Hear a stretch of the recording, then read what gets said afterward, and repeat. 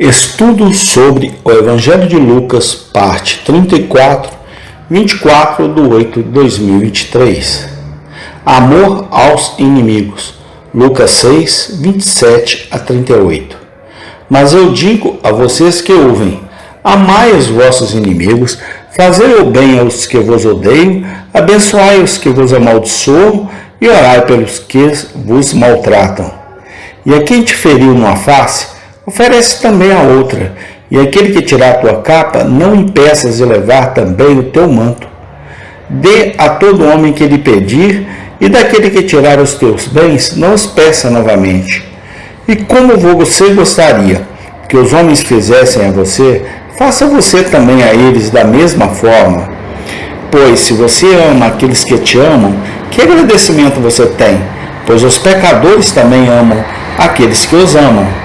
E se você faz o bem para aqueles que fazem o bem para você, que agradecimento você tem? Pois os pecadores também fazem o mesmo. E se emprestares a quem esperas receber, que agradecimento tens? Pois os pecadores também emprestam aos pecadores para receberem o mesmo. Mas ame seus inimigos, faça o bem e empreste sem esperar nada de novo, e será grande o vosso galardão. E sereis filhos do Altíssimo, porque Ele é benigno para com os ingratos e maus. Sede misericordiosos, como também vosso Pai é misericordioso. Não julgue, e você não será julgado. Não condene, e você não será condenado. Perdoe, e você será perdoado. Boa medida, recalcada, sacudida e transbordando, os homens darão em seu seio.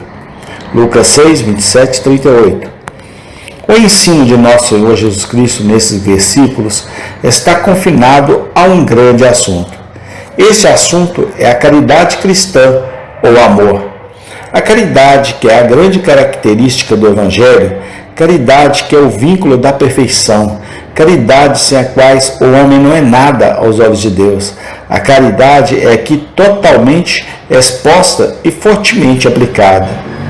Bem teria sido para a Igreja de Cristo se o preceito de seu mestre nesta passagem tivesse sido estudado com mais cuidado e observado com mais diligência. Em primeiro lugar, nosso Senhor explica a natureza e a extensão da caridade cristã. Os discípulos podem perguntar: a quem devemos amar? Ele os convida a amar seus inimigos, fazer o bem para aqueles que os odeiam, abençoar aqueles que os amaldiçoam e orar por aqueles que os usam com desdém. O amor deles deveria ser como o seu próprio amor pelos pecadores, altruísta e não influenciado por qualquer esperança de retorno. Os discípulos podem perguntar: qual deveria ser a maneira desse amor? Era para ser abnegado. Se alguém te ferir em uma bochecha, dê a outra face para ele também. Se alguém pegar sua capa, não impeça de pegar sua camisa também. Eles deveriam desistir de muito e suportar muito para mostrar a bondade e evitar conflitos. Eles deveriam renunciar até mesmo os seus direitos e submeter-se ao mal, em vez de despertar paixões raivosas e criar brigas. Nisso, eles deveriam ser como seu mestre, pacientes, mansos e humildes de coração. Em segundo lugar, nosso Senhor estabelece um princípio de ouro para a resolução de casos duvidosos. Ele sabia muito bem que sempre haverá ocasiões em que o cumprimento do dever para com o próximo não está claramente definido. Ele sabia o quanto o interesse próprio e os sentimentos privados às vezes obscurecem nossa percepção do certo e do errado. Ele nos fornece um preceito para nossa orientação em todos esses casos, de infinita sabedoria. Um preceito que até os infiéis foram obrigados a admirar. Faça aos outros como gostaria que fizessem a você. Fazer aos outros o que eles fazem a nós é devolver o mal com o mal. É o padrão dos pagãos. Comportar-se com os outros como gostaria que os outros se comportassem conosco. Qualquer que seja o seu comportamento real, Essa deve ser a marca que o cristão deve visar. Isto é, andar nos passos de nosso abençoado Salvador. Se ele tivesse lidado com o mundo como o mundo lidava com ele, todos nós estaríamos arruinados para sempre no inferno.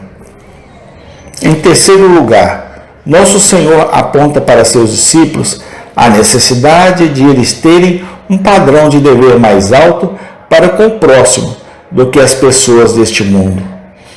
Ele os lembra que amar aqueles que os amam e fazer o bem aos que fazem o bem a eles e emprestar àqueles que esperam receber não é agir melhor do que o pecador que nada sabe do Evangelho.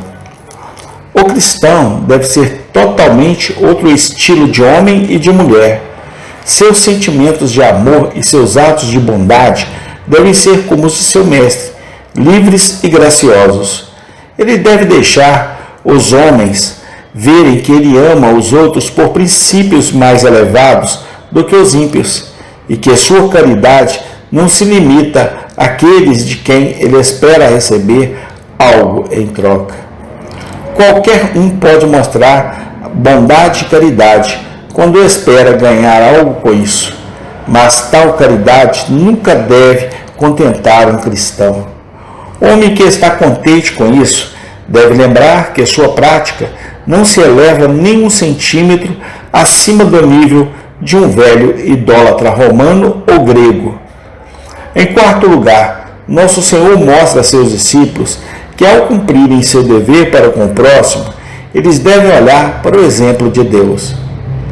Se eles se chamam filhos do Altíssimo, então devem considerar que seu Pai é bonzinho com os ingratos e maus, e devem aprender com ele a ser misericordioso, assim como ele é misericordioso. A extensão das misericórdias não reconhecidas de Deus para o homem nunca pode ser calculada. Todos os anos ele derrama benefícios sobre milhões que não honram a mão de onde vem ou agradecem ao doador deles. No entanto, todos os anos esses benefícios são continuados. A época da semeadura e da colheita, verão e inverno, nunca cessam. Sua misericórdia dura para sempre, sua bondade é incansável, suas compaixões nunca falham. Assim deve ser com todos os que professam ser seus filhos. A ingratidão não deve fazê-los afrouxar as mãos das obras de amor e misericórdia. Como o Pai Celestial, eles nunca devem se cansar de fazer o bem. Em último lugar, nosso Senhor assegura a seus discípulos que a prática do alto padrão de caridade que ele recomenda trará sua própria recompensa. Não julgue e você não será julgado. Não condene e você não será condenado. Perdoe e você será perdoado. Dê e será dado a você. E ele conclui com a afirmação ampla, pois com a medida que você usar, será medido para você. O significado geral dessas palavras parece ser que nenhum homem jamais será um perdedor a longo prazo por atos de caridade e amor abnegados. Às vezes, ele pode parecer não conseguir nada com sua conduta semelhante à de Cristo. Ele pode parecer colher nada além de ridículo, desprezo e injúria.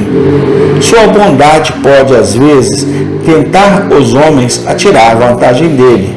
Sua paciência e tolerância podem ser abusadas. Mas, no final, ele sempre será considerado um ganhador. Muitas vezes, muito frequentemente, um ganhador nesta vida, certamente um ganhador na vida futura. Tal é o ensinamento de nosso Senhor Jesus Cristo sobre o amor. Poucas de suas palavras são tão profundas como aquelas que estamos considerando agora. Poucas passagens na Bíblia são tão verdadeiramente humilhantes quanto esses 11 versículos. Quão pouco do estilo de caridade que nosso Senhor recomenda possa de ser visto, seja no mundo ou na igreja. Quão comum é um espírito raivoso e apaixonado, uma sensibilidade mórbida sobre os que se chama de nossos direitos, é uma prontidão para brigar na menor ocasião. Quão raramente vemos homens e mulheres que amam seus inimigos e fazem o bem esperando nada em troca, e abençoa os que os amaldiçoam e são gentis com os ingratos e maus. Verdadeiramente somos lembrados aqui das palavras de nosso Senhor. Apertado é o caminho que conduz à vida, e poucos são os que o encontram. Mateus 7,13. Quão feliz seria o mundo se os preceitos de Cristo fossem estritamente obedecidos. As principais causas de metade das tristezas da humanidade são o egoísmo, a contenda, a crueldade e a falta de amor. Nunca houve erro maior do que supor que o cristianismo vital interfere na felicidade humana. Não é ter muita religião, mas muito pouca, que torna as pessoas sombrias e miseráveis. Onde quer que Cristo seja mais conhecido e obedecido, sempre haverá alegria e paz mais reais. Será que saberíamos alguma coisa por experiência dessa bendita graça da caridade? Então procuremos ser unidos a Cristo pela fé e ser ensinados e santificados por seu Espírito. Não colhemos uvas de espinheiros, nem figos de cardos. Não podemos ter flores sem raízes, ou frutos sem árvores. Da mesma forma, não podemos ter o fruto do Espírito sem uma união vital com Cristo e uma nova criação interior. Aqueles que não são nascidos de novo nunca podem realmente amar da maneira que Cristo ordena. Amém e amém. Tem continuação. Senhor Jesus Cristo, muito obrigado pela tua santa palavra contida no Evangelho. Ó Senhor, nós te agradecemos, Senhor, cada dia mais, porque só o Senhor é Deus, só o Senhor é o meu Salvador, é o nosso Salvador. Manifesta, Senhor, o teu poder nesses últimos dias. Amém e amém.